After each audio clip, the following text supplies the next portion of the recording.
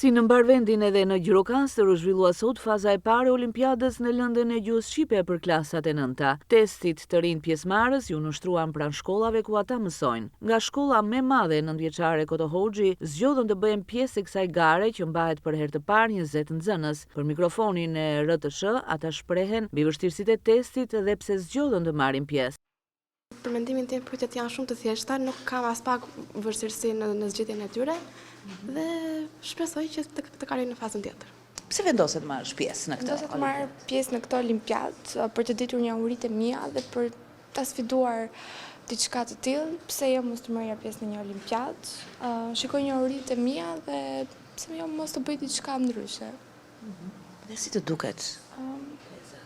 Teza ishte një tezë e thjeshtë me volum, patjetër që ne kemi bërë gjithmonë ushtrime të tilla dhe nuk ishte asnjë gjë që ne nuk e kemi bërë.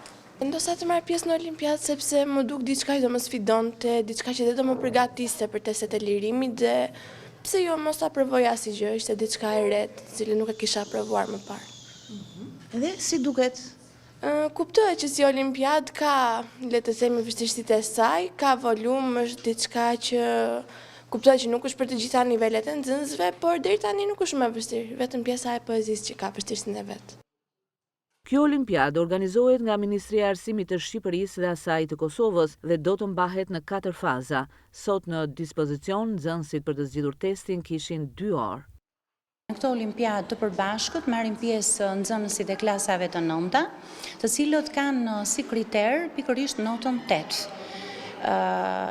Në këtë olimpiadë ata do të përfaqësojnë veten e tyre, e kanë shprehur dhe me dëshirën e tyre për të qenë pjesëmarrës dhe kemi 20 nxënës në shkollën tonë, të cilët marrin pjesë pikërisht në këtë fazë, në fazën e parë që është në nivel shkolle, është në nivel shkolle. Në fazën e dytë do të kalojnë ata nxënës të cilët nga 50 pikët e mundshme të këtij testi do të marrin 32 pikë për të kaluar tek faza tjetër.